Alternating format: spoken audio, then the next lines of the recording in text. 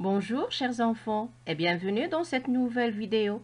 Aujourd'hui, je vais vous faire une révision sur les types et les formes de phrases.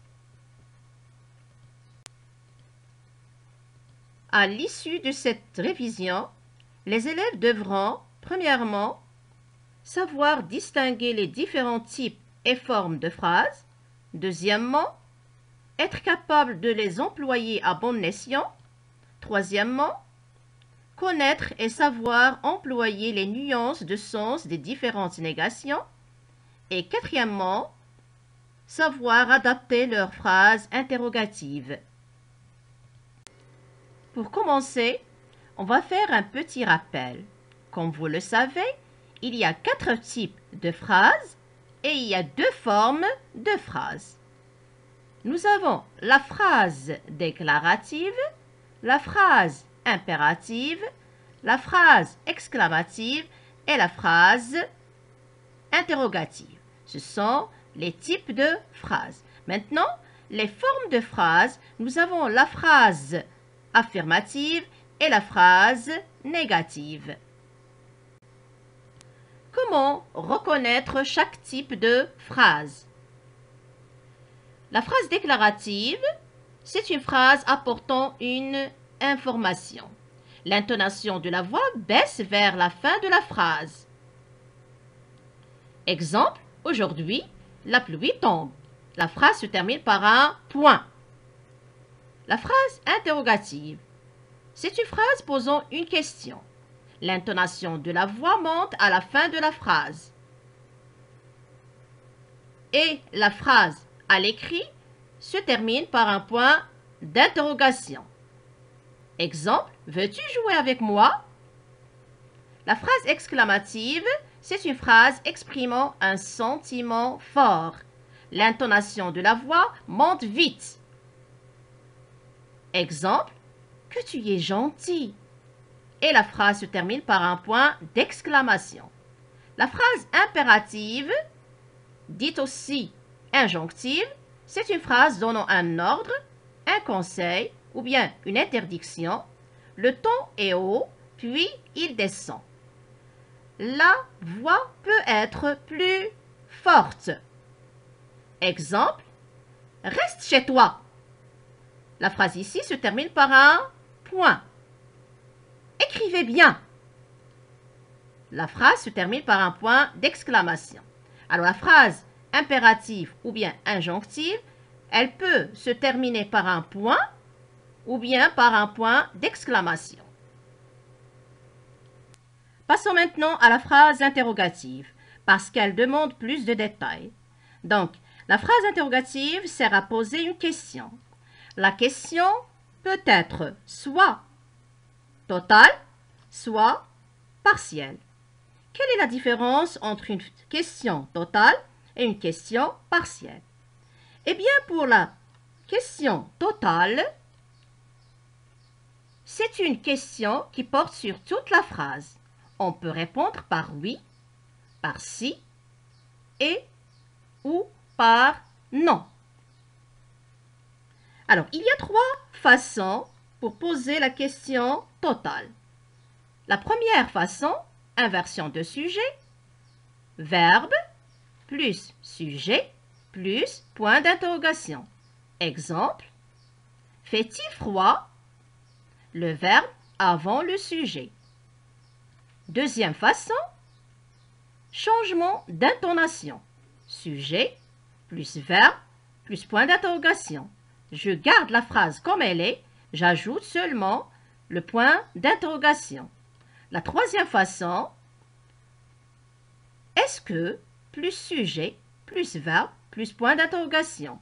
Ici, je garde la phrase comme elle est, j'ajoute au début est-ce que. Exemple, est-ce qu'il fait froid?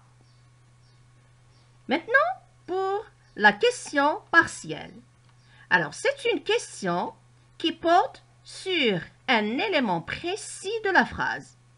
Exemple, quand reviendrez-vous du voyage? Pour la réponse à cette question, je vais donner le temps. Un autre exemple, où comptez-vous voyager cette année? La réponse à cette question, c'est en donnant le lieu, en répondant à où. Dernier exemple, pourquoi est-il interdit de sortir ces jours-ci? Alors là, je vais répondre à la question pourquoi. Je donne la raison. Voilà donc ce qui concerne la phrase interrogative. On va voir maintenant les formes de phrases. Alors, la première forme, c'est la phrase affirmative. C'est la phrase qui affirme quelque chose ou qui exprime son accord. C'est la phrase qui dit oui. Exemple, la pluie tombe. Je peux aussi dire oui, la pluie tombe. Deuxième forme, c'est la forme négative. C'est la phrase qui contient la négation. Elle dit le contraire de quelque chose ou exprime un désaccord. C'est la phrase qui dit non. Exemple, la pluie ne tombe pas. Je peux aussi dire non, la pluie ne tombe pas. Alors, comme vous remarquez, le verbe est encadré par ne et pas. La phrase contient la négation, donc c'est une phrase négative. De la phrase affirmative à la phrase négative, alors en général, on ajoute ne pas à la phrase négative. Mais si la phrase affirmative contient encore, alors la phrase négative doit contenir ne plus à la place de encore. Si la phrase à la forme affirmative contient toujours ou bien souvent, alors la phrase négative doit contenir jamais, ne, jamais, à la place de souvent ou bien de toujours. Si la phrase affirmative contient tout ou bien quelque chose, eh bien, dans la phrase négative, on doit mettre ne, rien. Si dans la forme affirmative, il y a beaucoup, dans la phrase négative, je supprime beaucoup et je mets à la place ne, guère. Si dans la forme affirmative, il y a quelqu'un, alors dans la forme négative, on doit mettre ne, personne. Et bien sûr, ce que vous voyez ici, les points, c'est le verbe. Exerçons-nous maintenant. À vous, maintenant. Vous êtes prêts? Je crois que vous êtes tous prêts. La première consigne, j'indique le type et la forme des phrases qui vont suivre. La première phrase, qu'il est mignon ce bébé. Quel est le type de cette phrase et quelle est la forme de cette phrase? La deuxième phrase, le ciel n'est-il pas bleu? Quel est le type et quelle est la forme de cette phrase? Troisième phrase, ne roulez jamais trop vite. Quel est le type et la forme de cette phrase? Alors, je vous donne 15 secondes pour répondre.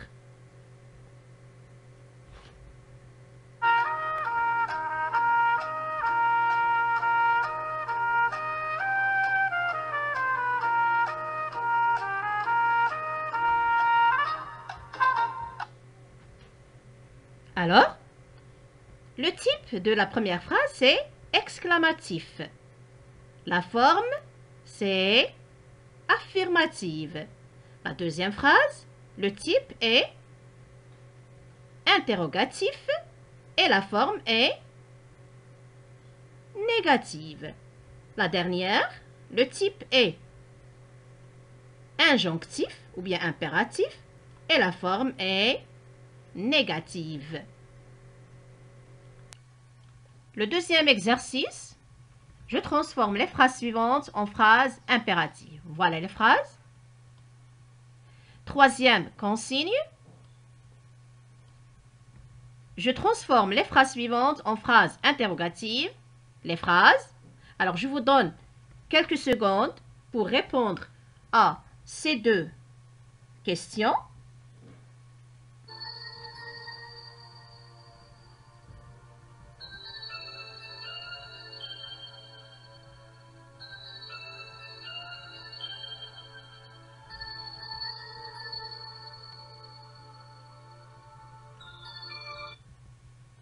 Bon, vérifions ce que vous avez trouvé. Alors, la première phrase du premier exercice, je vais la transformer en phrase impérative. Tu regardes à droite et à gauche. Alors, je dis, regarde à droite et à gauche. Vous voyez, on supprime le sujet. Et bien sûr, le verbe ne prend pas d'es. La deuxième phrase, nous freinons au bon moment. Je supprime le sujet et j'obtiens freinons au bon moment. Vous ne devez pas doubler la. La réponse, ne doublez pas la. Vous voyez, j'ai supprimé vous et devez. Et je mets le verbe doubler, je le conjugue à l'impératif.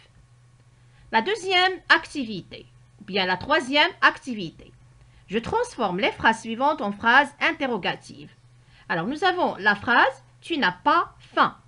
Alors, regardez, le type de cette phrase est déclaratif, la forme est négative. Alors, qu'est-ce que je vais faire pour la transformer en phrase interrogative? Alors, vous voyez, je fais « N'as-tu pas faim ?» Je commence par la négation. Je mets le verbe et le sujet. Je continue la négation pas et je termine. Je fais le reste de la phrase. N'as-tu pas faim? Regardez la deuxième phrase. Nous ressemblons à nos parents. Est-ce que nous ressemblons à nos parents? J'ai ajouté ici est-ce que. Elle est entrée tard. Je fais l'inversion de sujet, par exemple. Est-elle entrée tard? Quatrième phrase. Il n'aime pas la purée. N'aime-t-il pas la purée? Ici, je fais l'inversion de sujet. Vous attendez le bus. Attendez-vous le bus? Ici aussi, j'ai fait l'inversion de sujet. Je peux changer, je peux faire changement d'intonation. Par exemple, vous attendez le bus? Ou bien, je peux encore dire, est-ce que vous attendez le bus? Il y a trois façons pour poser la question totale. Un dernier exercice pour finir. Je mets les phrases suivantes à la forme négative. Je vous donne quelques secondes pour faire cet exercice.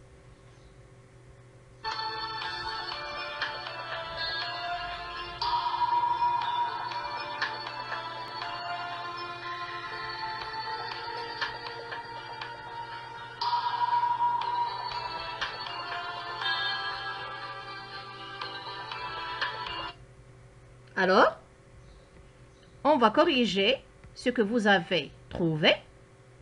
La première phrase, sa blessure est déjà guérie. Nous avons ici le mot déjà. Alors, je vais remplacer déjà par pas encore. J'obtiens la phrase, sa blessure n'est pas encore guérie. La deuxième phrase, Amine me bat toujours aux échecs. Ici, nous avons le mot toujours. Alors, je vais le remplacer par ne jamais. J'obtiens la phrase, Amine ne me bat jamais aux échecs. Tu ranges ta chambre. Ici, c'est simple. Je fais, tu ne ranges pas ta chambre. La quatrième phrase, tiens, il neige encore. Nous avons ici encore. Je vais remplacer encore dans la phrase négative par ne plus. J'obtiens, tiens, il ne neige plus. Dans la phrase 5, quelqu'un parle. Nous avons le mot quelqu'un. Je vais remplacer quelqu'un par ne personne ou bien personne ne. J'obtiens la phrase personne ne parle.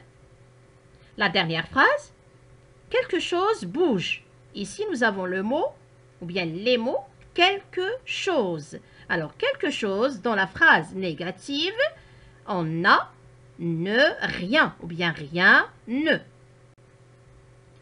Nous allons obtenir la phrase rien ne bouge.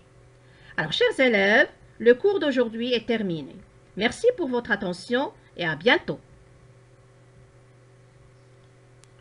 N'oubliez pas de vous abonner à notre chaîne.